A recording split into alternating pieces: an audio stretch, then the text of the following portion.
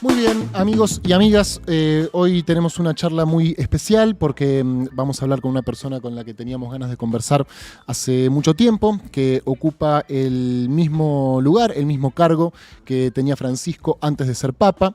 Me refiero al arzobispado de Buenos Aires. Además, es teólogo, es abogado, es historiador de la Iglesia. Vamos a hablar del legado del Papa, vamos a hablar de cómo está viviendo este presente, de la Iglesia, de la fe, de las dudas, pero también de nuestro país y de este tiempo. Bienvenido a Gelatina, Jorge García Cuerva. Muchas gracias, acá estamos compartiendo. ¿Qué tal? ¿Cómo te tratan estas semanas, estos días? Fueron días complejos, indudablemente la partida de Francisco, si bien sabíamos que estaba muy grave de salud, nos sorprendió a todos ese lunes de Pascua y en el mismo momento significó también un grado de exposición mediática al que uno quizá no está tan acostumbrado. Y después la conmoción de ver a un pueblo llorando, ¿no? De ver a tanta gente tan triste que se acercaba a la catedral, que se acercaba a todas las parroquias del país y por supuesto seguramente esta misma experiencia tenían en el mundo. Con lo cual una de las primeras decisiones que tomé fue el no viajar a Roma a despedirlo, sino quedarme acá con la gente, compartiendo y transitando ese dolor. Así que fue una semana muy intensa, muy rara, pero muy hermosa también. Esto es lo curioso. Hermosa de poder estar junto con la gente, recordando a Francisco y asumiendo que el mejor legado que nos dejó es ahora el desafío nuestro de concretarlo, ¿no? Con lo cual creo que tenemos una enorme tarea por delante todos. Creo que ha sido el padre de todos, un líder de la humanidad. Me gustaba siempre a mí decir que era alguien que jugaba en ligas mayores y nosotros me parece que no estábamos ni en primera D, ¿no? Entonces creo que hemos vuelto a tomar conciencia de quién era Francisco con lo que significó su despedida. A nosotros ese lunes nos pasaba algo similar, que era, bueno, la tristeza en general no llega sola, no es el único sentimiento que uno atraviesa cuando está triste, ¿no? Y se mezcla con otras cosas, y en ese sentido, ese lunes sentíamos también una suerte de orgullo y de alegría de haber sido contemporáneos a un hecho muy extraordinario como es haber tenido un papa latinoamericano y puntualmente un papa argentino, ¿no? Sin lugar a dudas. Mirá, hay una frase de Monseñor Angelelli, que es un beato, obispo de La Rioja. Él decía, el tiempo más maravilloso que tenemos para vivir es el presente, porque en definitiva es el único que tenemos. De hecho, la película Kung Fu Panda decía que al presente se le dice presente porque es un obsequio, ¿no? Entonces, en este tiempo que es el que tenemos, cuando muchos viven añorando épocas pasadas y cuando también otros frente a la enfermedad de la ansiedad tiran hacia adelante, creo que tener conciencia de que en este hoy tuvimos a Francisco, que en este hoy tenemos que nosotros ser ahora un poco Francisco nosotros también, me parece que es extraordinario, ¿no? Nos hizo tomar conciencia del tiempo que estamos viviendo, que creo que ha sido un regalazo haber tenido un papa latinoamericano en este presente. No hay necesidad de mirar mucho para atrás, ni necesidad de mirar para adelante. Era cuestión de verlo en el presente. ¿Te imaginabas una despedida tan masiva, tan sentida, tan popular? Sí, porque por lo menos quienes lo acompañamos en algunas tareas en Roma y quienes lo hemos seguido en su pontificado, teníamos claro lo que significaba a nivel mundial. Y en la Argentina, más allá de haberlo siempre metido en el medio de nuestras grietas y haber estado siempre discutiendo si le sonreía o no al presidente de turno en una foto o cuántos minutos más o menos recibía un dirigente político, sabíamos que había un pueblo que se quedaba con su palabra y con sus gestos. Y ese pueblo es el que salió a la calle. Claro. Fuiste designado por Francisco como arzobispo de Buenos Aires en el 23. Sí. El mismo lugar que ocupaba él antes de ser papa, ¿digo bien? Sí, así es. ¿Qué significa para vos prolongar ese legado? Y ahora significa mucho más que hace 10 días. Impresionantemente. Yo siempre digo que no fui de los que más lo conocía. Él, de hecho, acá en Buenos Aires nos habíamos cruzado 1 o 2 veces cuando él era el cardenal Bergoglio. Yo era sacerdote del clero de San Isidro, es decir, de zona norte, con lo cual mi experiencia con Bergoglio era mínima, un saludo de vez en cuando y nada más. Lo conocí una vez que fui a dar una charla sobre inequidad social al Vaticano y a la Secretaría de Estado, había organizado un encuentro y en ocasión de eso nos vimos por primera vez. Y ahí empezamos a conversar y nos empezamos a conocer. Me nombró primero obispo auxiliar de Lomas de Zamora, después fui obispo de Río Gallegos, la provincia de Santa Cruz y Tierra del Fuego, y después me designó en Buenos Aires. Yo en el medio me pidió algunas misiones muy particulares, fui interventor de una congregación religiosa que tenía varios líos, estuve en el dicasterio de los obispos trabajando, que de hecho lo hago todavía. O sea, me fue como dando mucha confianza con distintas tareas y yo creo que me iba como midiendo, me iba como conociendo, Claro. porque justamente no nos conocíamos de otro lado. Claro, ¿no? y de eso se trata, ¿no? Y de eso se trata y fue una experiencia maravillosa, con lo cual cuando me designó me generó una gran sorpresa y una enorme responsabilidad, pero siempre me sentía como muy acompañado y apoyado por él, que si bien traté de molestarlo lo menos posible, sabía que estaba. Mm. Hoy no está físicamente, con lo cual tengo que tener muchísima más responsabilidad y por eso creo que tiene que ser la Iglesia de Buenos Aires mucho más la Iglesia de Francisco. Tu designación fue parte de una serie de nombramientos que hizo Francisco de curas que tenían un fuerte trabajo social, que tenían un fuerte trabajo en villas, en barrios populares, que les asignó roles claves en la Iglesia argentina. ¿Por qué te parece que tuvo esta búsqueda? Y esa pregunta la tendría que responder él, pero a ver, yo creo que en realidad cuando él plantea la iglesia pobre para los pobres y plantea una iglesia abierta a todos, y lo repetía varias veces, o una iglesia que sea un hospital de campaña que reciba a los heridos de la vida, Francisco sabía que esa experiencia en las villas se venía viviendo.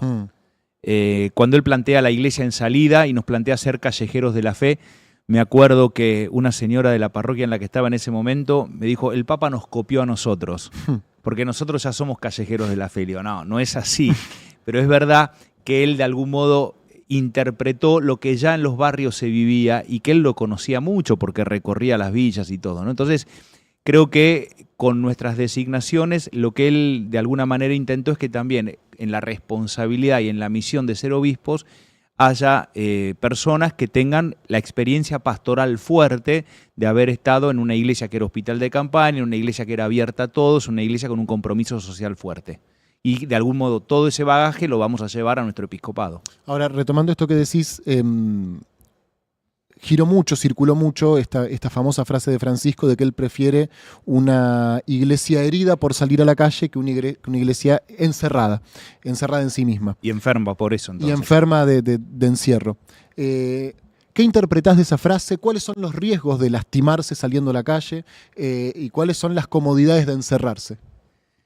Claro, creo que en realidad, a ver, cuando Francisco plantea una iglesia en salida, que la prefiere en la calle, aunque sea accidentada, en realidad es una iglesia jugada, una iglesia que se comprometa, una iglesia que esté al lado de la gente, una iglesia que seguramente va a ser más discutida, seguramente va a tener más problemas, pero bueno, me gusta una imagen que tiene él muy bonita que dice, no vivamos, dice, hay que tener cuidado de tener la tentación de estar lejos de las llagas del Señor en los crucificados de hoy. Dice, lo más lindo es estar cerca de las heridas de la gente, aunque eso nos complique la vida maravillosamente. Y de eso se trata, de estar al lado de las heridas de la gente, aunque eso nos complique la vida. Y la complica, pero ni hablar. Lo que me parece es que no podemos estar ajenos a lo que pasa, ajenos a la realidad. Y en el fondo es plantearnos qué haría Jesús. Y Jesús se la pasó todo el tiempo dando vueltas, no se quedó encerrado en el templo. Creo que el ser una iglesia cerrada y te da comodidades, te da seguridades, seguramente todo será más prolijo, seguramente no habrá accidentes, pero al mismo tiempo creo que no disfrutás de la vida y no la experimentás con la pasión con la que la vivió Jesús y con la propuesta que nos hizo el Papa. ¿Y de qué manera la complica? ¿Cuáles son los síntomas de esa complicación? Y que tenés que involucrarte. A ver, digo, el estar al lado del dolor, ya indudablemente eso te complica emocionalmente, ¿no? En una cultura como la actual en la cual tratamos de escaparle al dolor, ¿no? Entonces, los velorios son cada vez más cortos. Si tenemos que ir a visitar a un enfermo, decimos, no, prefiero que no porque me impresiona, siempre pensamos en nosotros. Me hace mal. Me hace mal, maquillamos el dolor, ¿no? De hecho, cualquier cementerio hoy parece más un parque, o tratamos rápido de terminar con todo. Bueno, me parece que tenemos una cultura hoy que está totalmente alejada de la experiencia del dolor, de la muerte, que son parte de la vida. Entonces, el que vos te involucres, el que vos te metas, y vas a sufrir, sí, mucho más, pero al mismo tiempo vas a experimentar la vida con mucha más pasión. Creo que en realidad también va a ser una iglesia más discutida, va a ser una iglesia que va a tener que ser profética y jugarse, porque frente a lo que ves, frente a lo que sentís, frente a lo que pasa, no vas a poder ponerte un impermeable espiritual y decir no pasa nada. Claro. ¿Sí? Y vas a tener que trabajar con otros, que es uno de los desafíos que planteó Francisco todo el tiempo. El ser una iglesia en la calle, que en definitiva es ser una iglesia en la realidad, es también tener la humildad de decir no tenemos las respuestas a todos los temas. Y que si alguna vez creímos que teníamos todas las respuestas, hoy nos cambiaron las preguntas, diría Mario Benedetti. Con lo cual, entiendo que hay que buscar con otros. Y buscar con otros es entrar en diálogo con la diversidad. Y eso también es complejo, porque no estamos tan acostumbrados, y a todos nos encanta hablar de la diversidad, pero después el diálogo se nos hace difícil. Y digo, ¿cuántas puertas se abren con esto? De ser, digo, una iglesia en la calle, metidos en la realidad cotidiana. Voy a un ejemplo sencillo que usa Jesús en el Evangelio. En el fondo es ser una semilla. Y la semilla, para dar fruto, tiene que meterse en la tierra. Seguramente la semilla se tiene que partir, se tiene que quebrar, se tiene que romper. ¿La puedes dejar encerrada en un frasco? Sí, seguramente, pero no va a dar ningún fruto, no va a germinar. Y yo creo que nosotros estamos llamados a ser semillas fecundas, no guardadas en un frasco.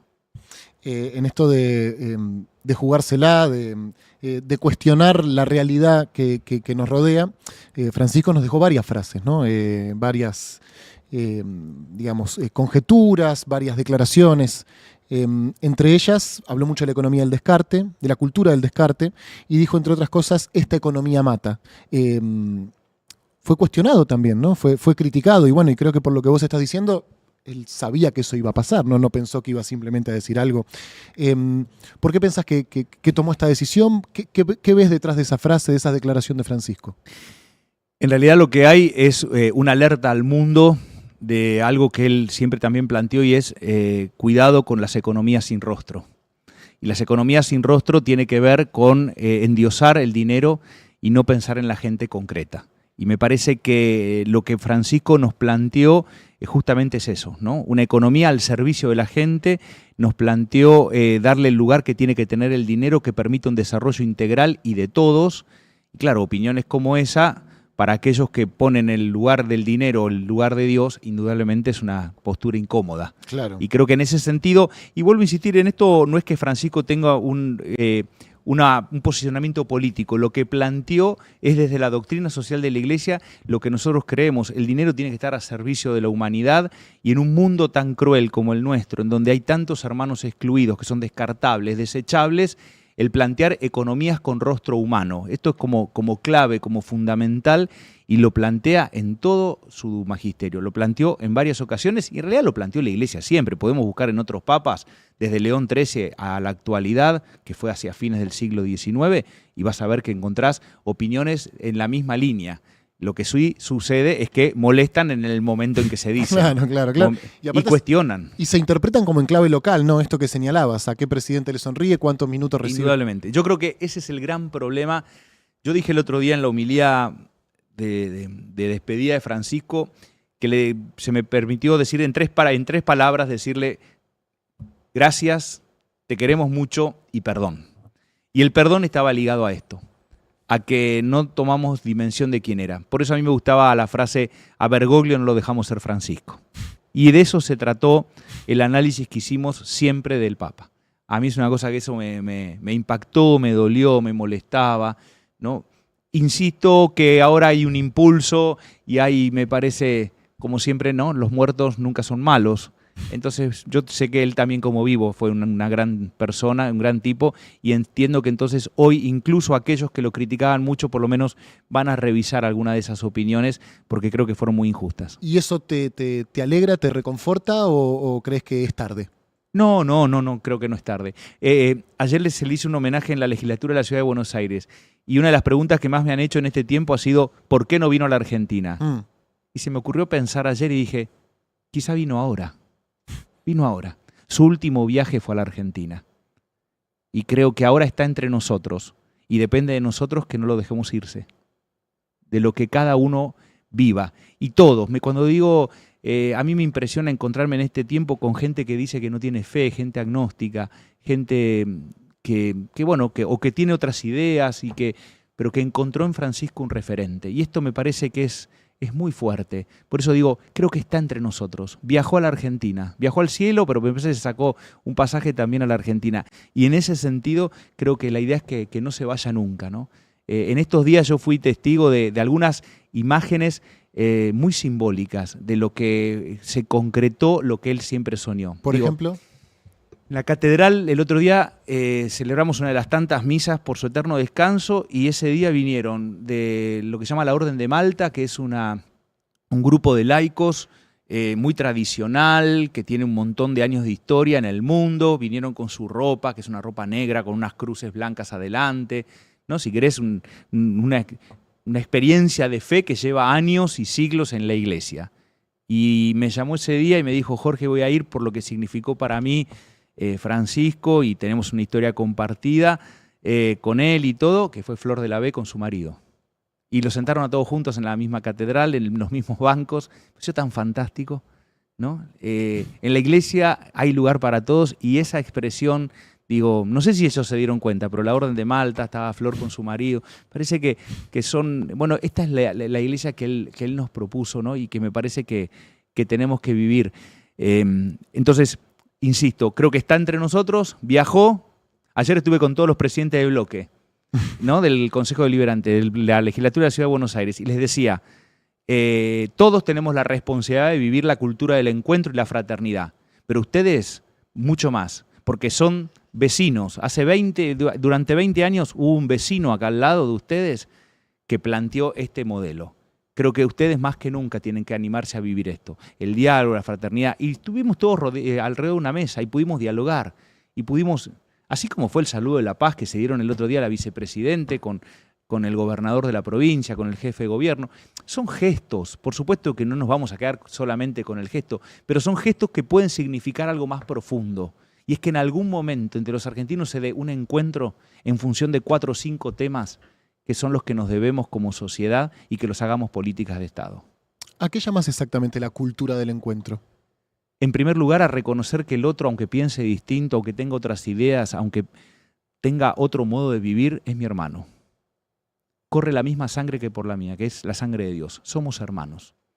No es mi enemigo. Creo que la cultura del encuentro el Papa la plantea frente a la cultura del descarte y de la indiferencia. Cuando al otro no lo trato con indiferencia, en realidad eso es lo contrario al amor. A veces creemos que lo contrario al amor es el odio.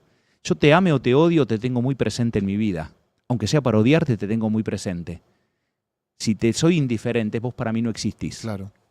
La cultura del encuentro es el antídoto frente a esa indiferencia. Es la posibilidad de que nos encontremos y que no esté todo el tiempo pensando si vos pensás igual que yo, o por ser distinto, por tener otra orientación, entonces sos mi enemigo, mi adversario, y plantear todo en términos de amigos y enemigos.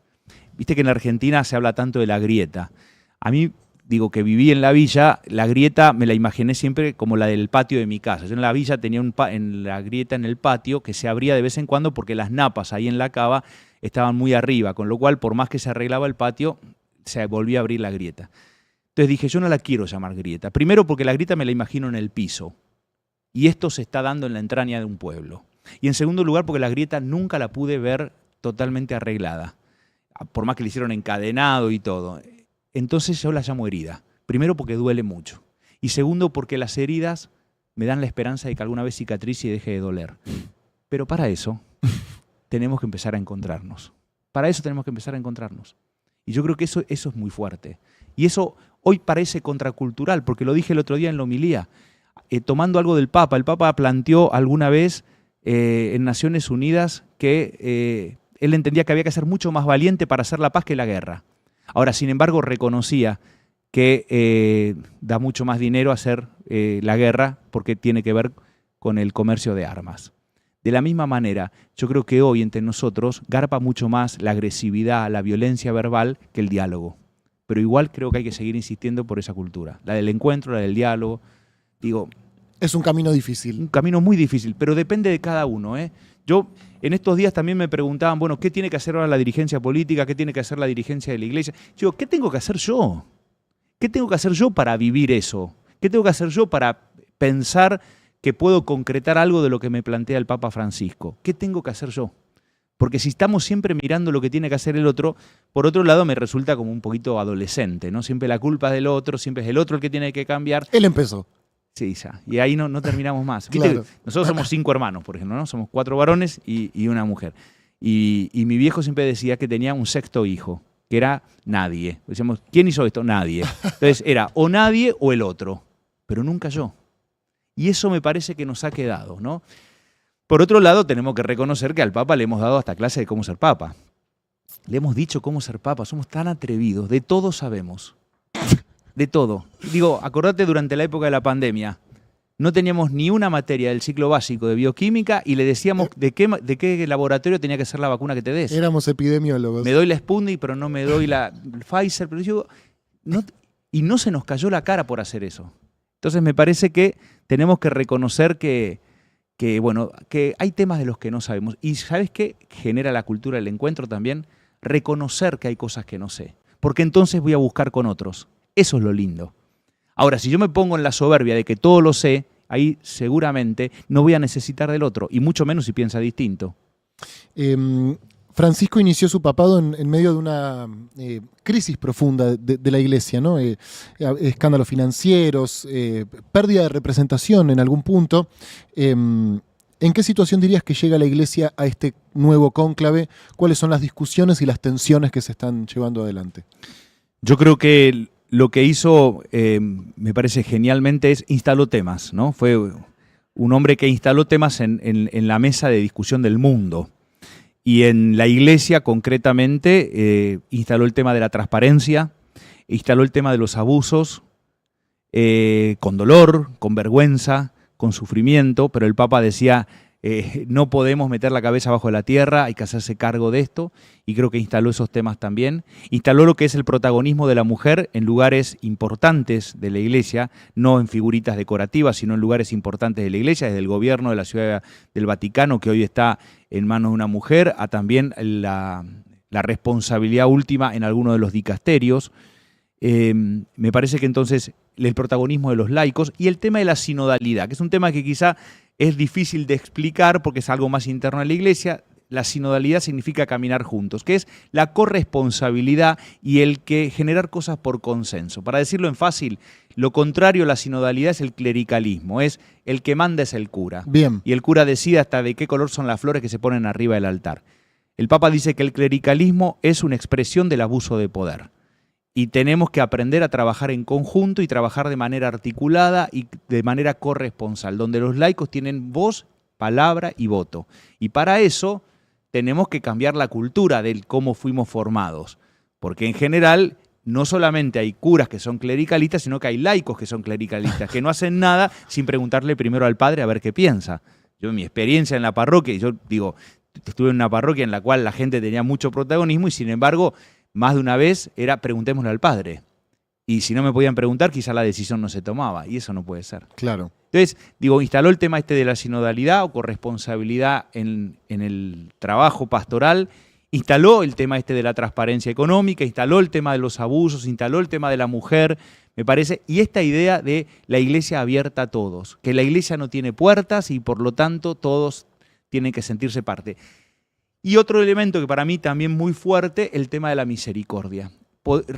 Francisco fue el que planteó para mí con una manera muy fuerte la imagen de un Dios misericordioso. En general, muchos son formados en una fe muy culposa, donde hay un Dios que castiga, un Dios que no perdona, un Dios que vigila. Me acuerdo una frase que me enseñaron a mí en la catequesis de chiquito: mira que te mira Dios, mira que te está mirando, mira que te morirás, mira que no sabes cuándo. Horrible. Digo, Francisco instaló el Dios de la misericordia. Jesús es el rostro de la misericordia de Dios. Y creo que ese es un tema también muy fuerte, porque en la fe de cada persona, en la experiencia de que Dios te ama y te ama como sos. Yo digo siempre, vivimos como podemos, no siempre como queremos. Y si tengo conciencia de que el otro vive como puede, igual que yo, seguramente entre nosotros seríamos más buenos. Quiero hacerte algunas preguntas sobre fe y sobre espiritualidad. ¿Venimos bien? ¿Necesitas algo? No, estoy bien, perfecto, bien gracias. Nosotros? Perfecto. ¿Estamos bien? Te escuché decir que la vocación es como un enamoramiento, Sí. que no responde a razones. ¿Cómo fue ese camino para vos? Bueno, yo vivía acá cerca, en Florida. En mi casa la fe básicamente nos la transmitió mi mamá, que era de llevarnos a misa y todo. Terminé el colegio secundario en Belgrano, el San Román. mi relación con Dios era una relación, si querés, muy formal. Traté de ser siempre muy correcto con Dios. Y me di cuenta que quizá algo me faltaba, pero en ese momento, con eso ya más o menos me sentía que cumplía. ¿Sí? Que cumplía. Yo empecé a trabajar en una escribanía, empecé a estudiar abogacía en la UBA, y en un momento me invitaron a hacer un retiro espiritual, de estos retiros impacto de fin de semana, y en ese retiro yo descubrí como una presencia de Dios en mi vida, ya no desde la formalidad, sino desde la vitalidad. O sea, un Dios que me conocía, un Dios que me quería, que me amaba, que me perdonaba. Y entonces sentí que tenía que de alguna manera compartir esa alegría de haber conocido un Dios mucho más cercano. Y empecé a trabajar en una villa, la Villa Garrote, en Tigre, donde estaba el canal San Fernando, allí. Y ahí digo que me bautizaron por segunda vez. Me bautizaron de chiquito cuando tenía 9 días en el agua bendita. Y ahí me sumergí en la realidad de los más pobres. Ahí lo descubrí, lo vi a Jesús en rostros concretos, en el rostro de los crucificados de hoy. Y eso es lo que me planteó, o ahí me empezó a enamorar. Pero para enamorar, para decirle, entrego toda la vida. ¿A qué edad?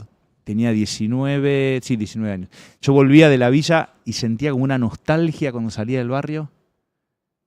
Cuando volvías a tu casa. Claro, era como que estaba enamorado y estaba dejando de lo que me había enamorado.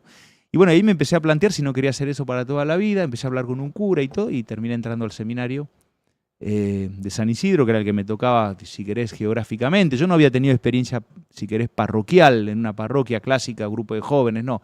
Lo mío vino por ese retiro y después por este trabajo más ligado al barrio, a la villa, donde eso, descubrí a un Dios cercano, un Dios que estaba en el rostro de los más pobres. Y yo siempre, hay 2 o 3 personas de ese barrio, algunas de ellas ya fallecieron, a las que digo, bueno, para mí fueron el Jesús que en ese momento me enamoró y me dijo, seguime de más de cerca. Lo que sí, yo pensé siempre que iba a ser un cura de villa, y lo pude ser en los primeros 20 años de cura, ¿no? Me acuerdo siempre en el octubre del 17, cuando cumplí 20 años de cura, decía que era el cura más feliz del mundo, porque realmente estaba en la Cava, donde yo había sido vicario parroquial antes, con lo cual había vuelto al barrio en el que yo me sentía en mi casa, era mi casa el barrio. Y bueno, y ahí me llegó el llamado para ser obispo, ¿no? Que fue algo que en su momento costó aceptar. En algún momento me gustaría meterme en la cuestión jerárquica institucional, porque hay muchas cosas que no termino de comprender y quería aprovechar esta charla para preguntarte. Pero algunas tampoco las comprendemos nosotros, así que tranquilo.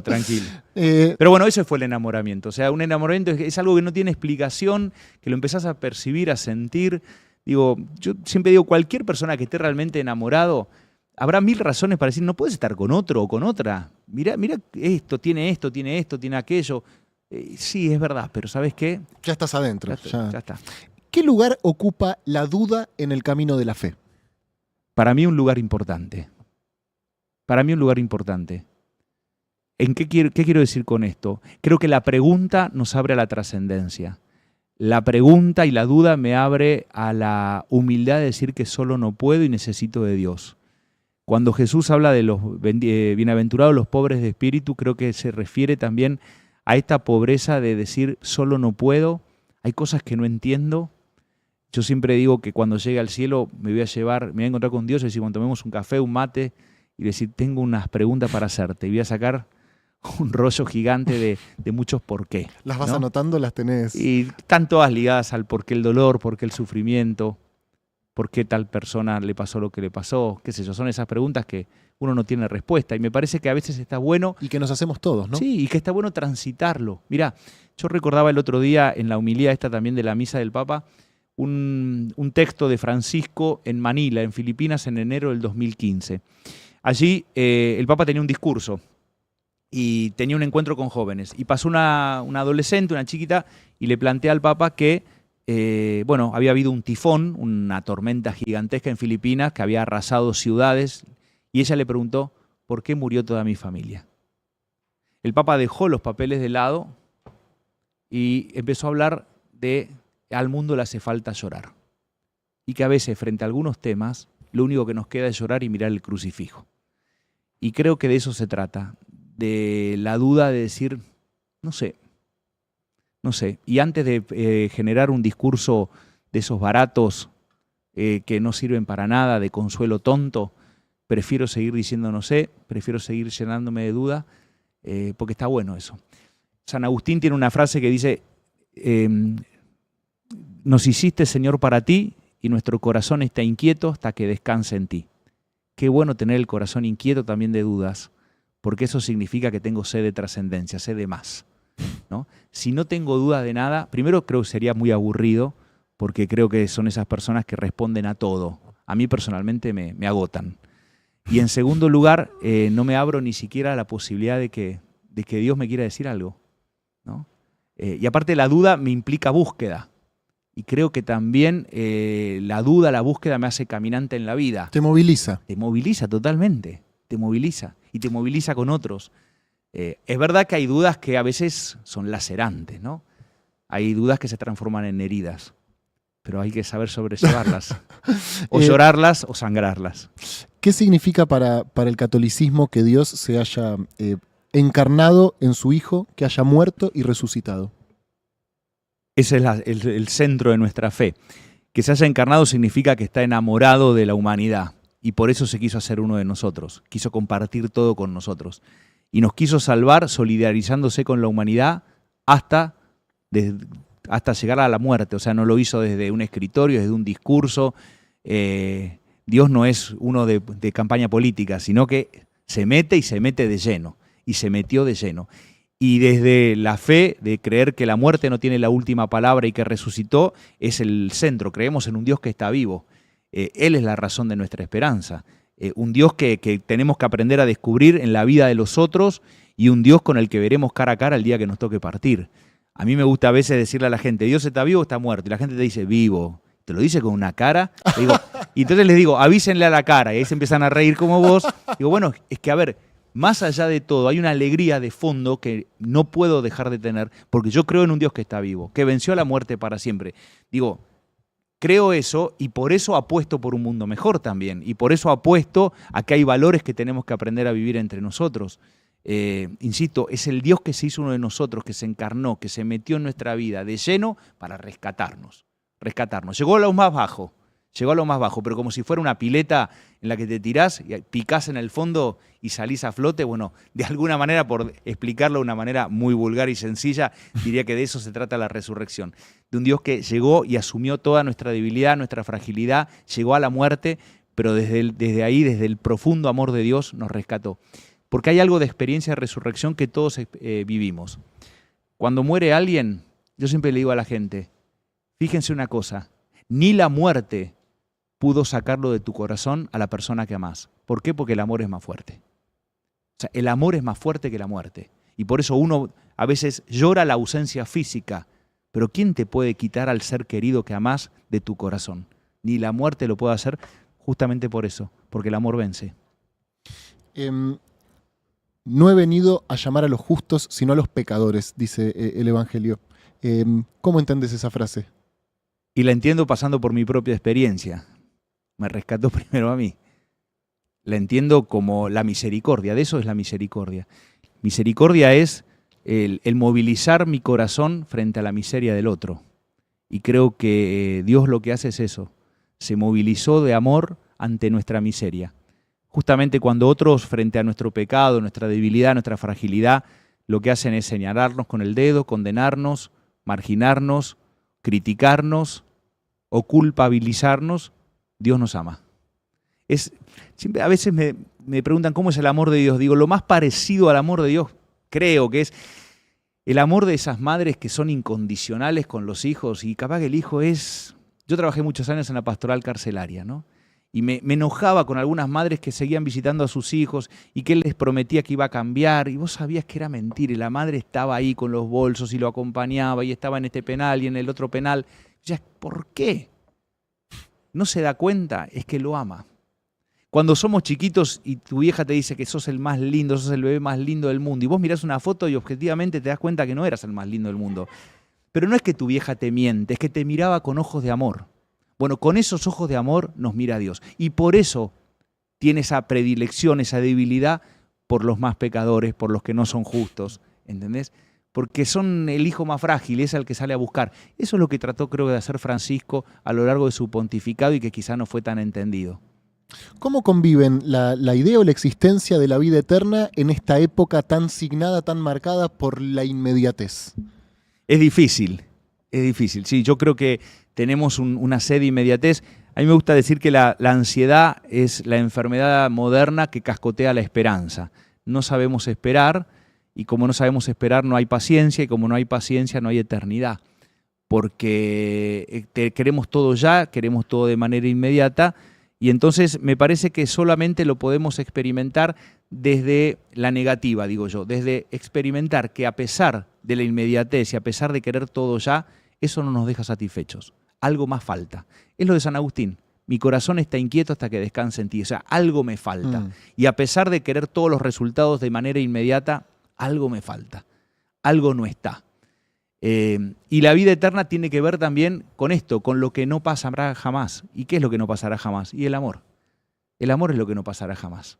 Y creo que eso es lo que más necesitamos cada uno de nosotros y es lo que nos cura, lo que nos sana. Padre, ¿cómo surge la doctrina social de la Iglesia y cuáles son sus principales objetivos? A ver, la doctrina social de la Iglesia es la reflexión que hace la Iglesia en torno a la situación social, creyendo que el Evangelio también es palabra para la vida cotidiana y para la realidad concreta. Si querés un referente, para hablarlo más en sencillo, un referente en todo esto ha sido en primer lugar León XIII, un papa que fue justamente el último papa enterrado fuera de la Basílica de San Pedro, ¿no? ¿En qué año? 1903 murió. Bien. ¿Sí? Pero estamos hablando, vivió 93 años. En aquella época era como muy llamativa la edad que vivió.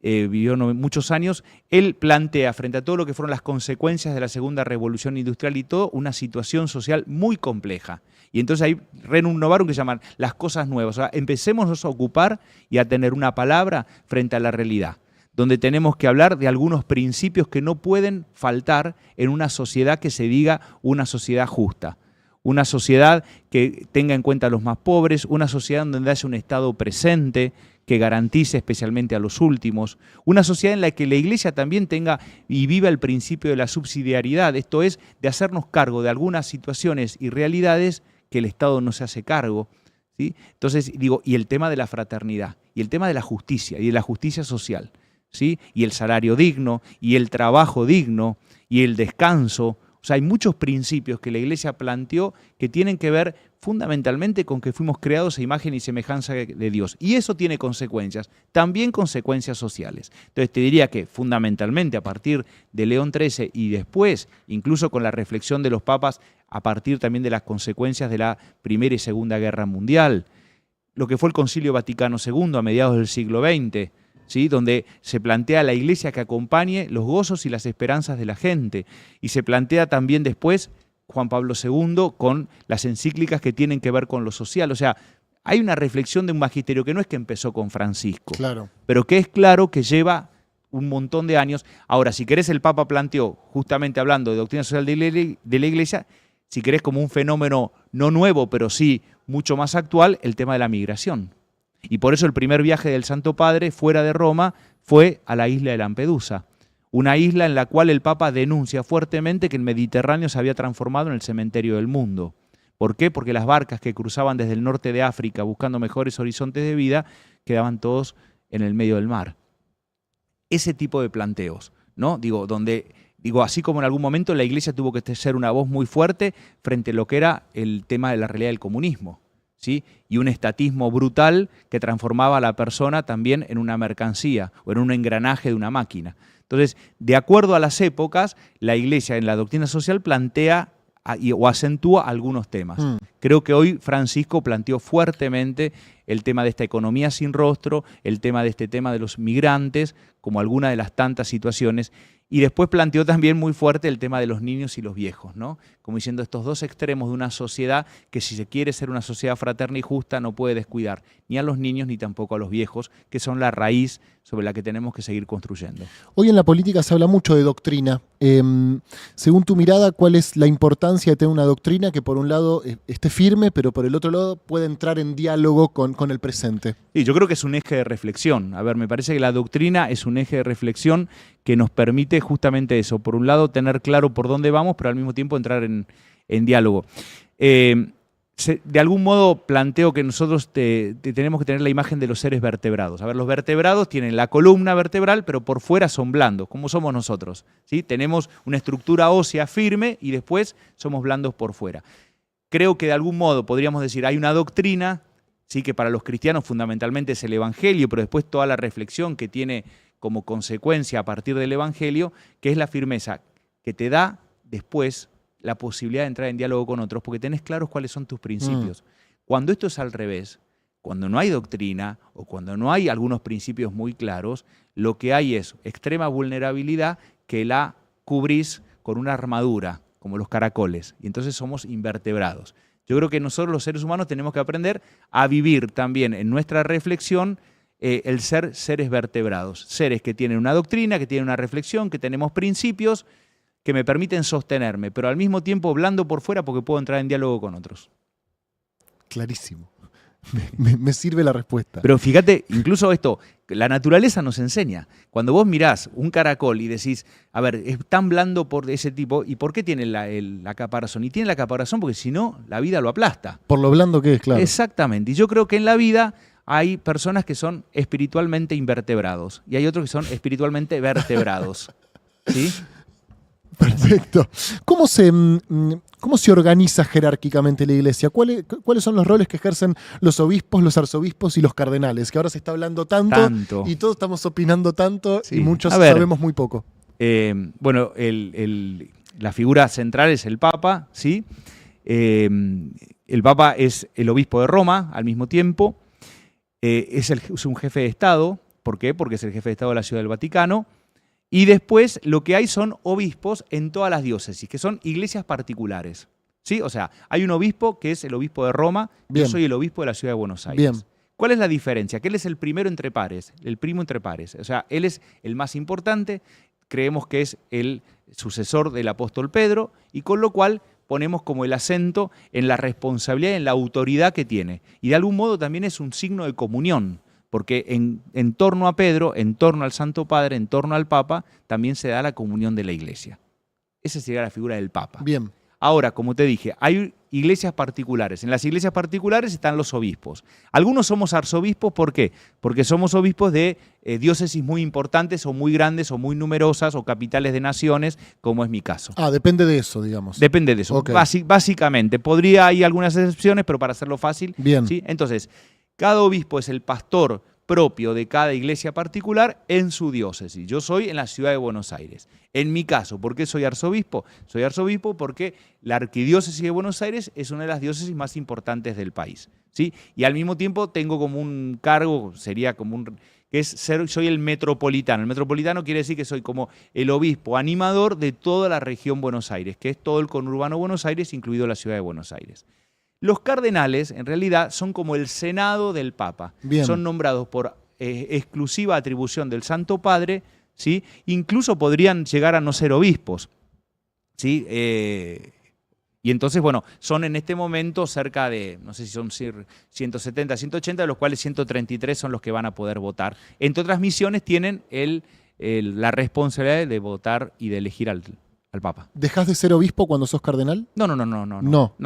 Pero en la historia, por ejemplo, ha habido algunos cardenales que fueron nombrados papa y que, por ejemplo, eran diáconos o eran sacerdotes y tuvieron que ser ordenados obispos. El cardenal que es elegido para obispo de Roma sí tiene que ser obispo para ser obispo de Roma, lógicamente. ¿Qué son los concilios vaticanos? No, los concilios. Pueden ser concilios Vaticano porque se hace en el Vaticano. El concilio es la experiencia, el último que tuvimos en el Concilio Vaticano II, es la experiencia de la convocatoria de todos los obispos del mundo para tratar determinados temas. Es convocado por el Santo Padre. Hubo uno muy importante que duró varios años, desde 1959 hasta 1963, que fue el Concilio Vaticano II. ¿Sí? Y es la convocatoria de todos los obispos del mundo a Roma para tratar distintos temas y después se ve eso plasmado en un modelo de iglesia y en la reflexión y en los documentos que vayan saliendo. ¿Y ves posible, ves factible un nuevo concilio? ¿De ese tipo? Sí. Puede ser. El Papa tomó Francisco, porque hay distintas instancias colegiadas de participación. Y el Papa Francisco tomó la del sínodo, que el sínodo tiene que ver con eso también, con la convocatoria de obispos, de laicos, si querés. Es una convocatoria más participativa, más elástica en cuanto a su estructura para tratar distintos temas. De hecho, hubo un sínodo que fue hasta el octubre del año pasado. Es decir, son las instancias colegiadas que tienen que ver con la posibilidad de la participación, de la reflexión y de las conclusiones. Vos me planteabas el Concilio Vaticano, existen y los ha habido, pero creo que hoy vamos hacia otras instancias colegiadas que son incluso más fáciles de convocar. ¿Por ejemplo? Porque esto del sínodo, porque vos pensar, convocás un Concilio Vaticano solo de obispos, ya suena clericalismo. ¿Por qué solo los obispos? Okay. Si en la iglesia podemos tener palabra también, los laicos, bien, las mujeres, bien.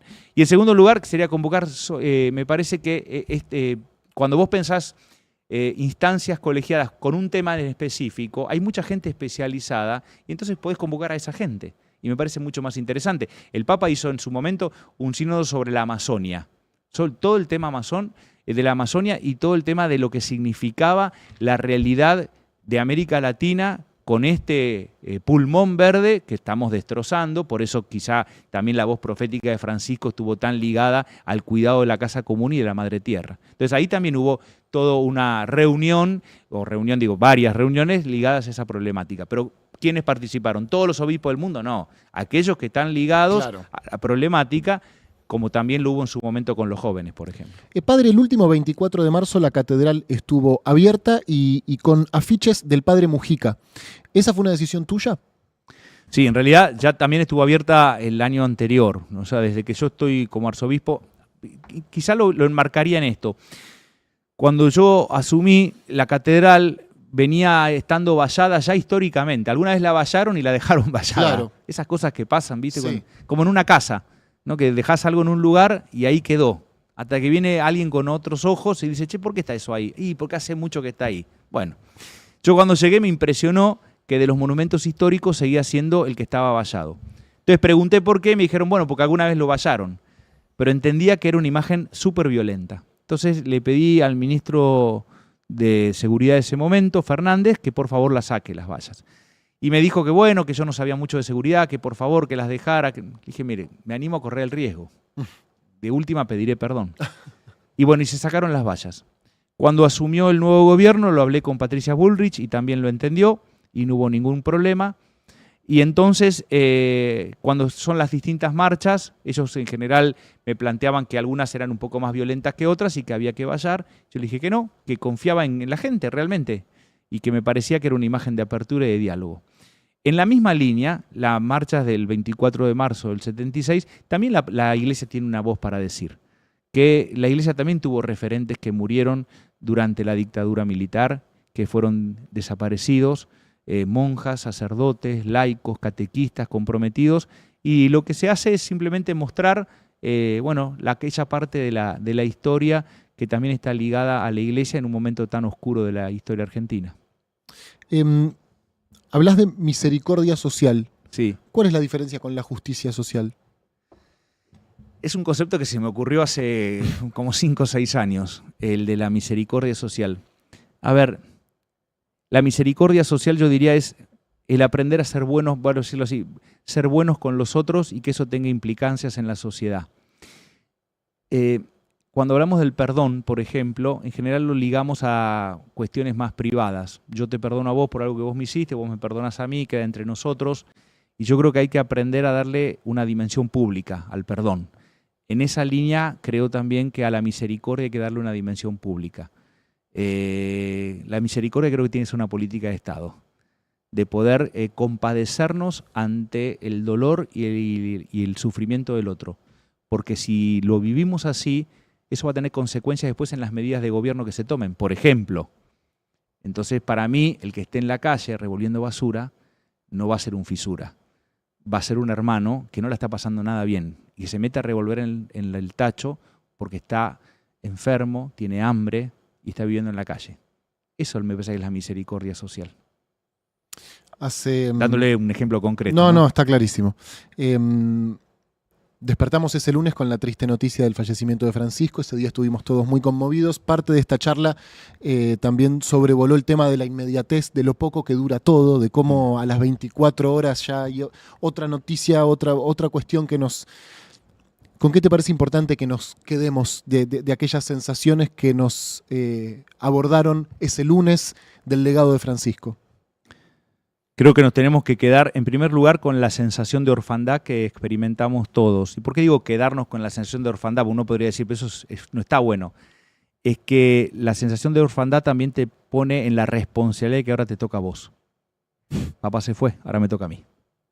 Entonces creo que con dolor es asumir la responsabilidad, como dije en ese momento y después algún publicista tomó la frase, ahora todos tenemos que ser un poco Francisco. Esa me parece que es una de las primeras sensaciones que tenemos que tener. La segunda, que me parece que también es importante, es sentir el orgullo que tuvimos un papa argentino y porteño. Sintámoslo el orgullo. Aunque a él después le tengamos que pedir perdón porque lo maltratamos un poco. Pero es un orgullo lindo. Eso me parece que nos tiene que seguir conmoviendo y es para darle gracias a Dios. Después, como somos los argentinos, no aprovechamos mucho las oportunidades, ¿no? Seguimos siendo capaces de crear genialidades, pero no de modo colectivo. Entonces tenemos un Maradona, tenemos un Messi, tenemos un Papa Francisco, hemos tenido premios Nobel, ¿no? Hemos tenido un Favaloro, pero después colectivamente nos cuesta construir, ¿no? Entonces creo que la otra sensación que nos tiene que quedar junto con el orgullo es decir, tenemos que seguir madurando, ¿no? Y él nos dejó algunas directrices de por dónde.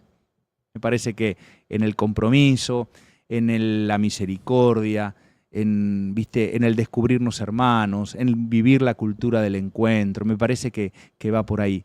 Hay algunas cosas que le dijo a los jóvenes que yo siempre digo que valen para todos. Cuando le decía a los pibes, sueñen en grande, no se queden en vuelos rastreros, en el chiquitaje. Me parece que eso es genial y eso es para todos. Porque en definitiva, a mí por lo menos Francisco me ayudó a comprobar que ser joven no es una cuestión biológica, es un tema espiritual. Yo en él conocí un pibe encerrado en un envase viejo. El envase se fue poniendo cada vez más viejo. Y en un momento quedó en silla de ruedas y en un momento ya no dio más. Pero sus consignas siempre fueron las consignas de los pibes. Sueños, esperanza, reforma, cambio. Animarse, pasión, de eso se trata. Por eso para mí una de las tristezas más grandes es cuando te encontrás con pibes que digo que están jubilados antes de tiempo, ¿no? Pibes que son viejos prematuros. El otro día una chica le pregunto, 16 años, ¿qué es lo que más te gusta hacer? Dormir, me dijo. Estamos en el horno, ¿no? O en la cama, sí. Qué triste, digo, cuando es la edad de querer transformar el mundo, aunque nos equivoquemos, nos decía Francisco, pero tener ideales, tener polenta, entusiasmo, no sé, llorar, reír, expresarnos. Entonces creo que, bueno, me parece que también nos tiene que quedar eso, el soñar y el seguir queriendo ser constructores de un mundo mejor. Hay una frase de un teólogo que a mí me encantó, siempre dice, somos caballeros derrotados de una causa invencible. Yo creo que la causa del reino de Dios, del Evangelio, es invencible. Ahora, somos caballeros derrotados porque la vida me mata a palos todos los días, claro, por decirlo de manera suave. Claro. ¿No? Pero bueno, hay que volver a empezar. Así que me parece que por ahí. Y como porteño que era Francisco, creo que igual que Gardel, cada día va a cantar mejor. Estoy convencido. Padre, muchas gracias por pasar por Argentina. A vos, les agradezco un montón, en serio. ¿Te sentiste cómodo? Re cómodo. Te agradezco de todo corazón. Dios te bendiga a vos y a la gente. Como digo, el Papa decía, recen por mí y yo los bendigo. Dice, si no creen, no importa, tirame buena onda y yo te tiro buena onda. Bueno, que Dios los bendiga mucho. Chau. Te agradezco mucho. Este programa ha llegado a su final. Se quedan con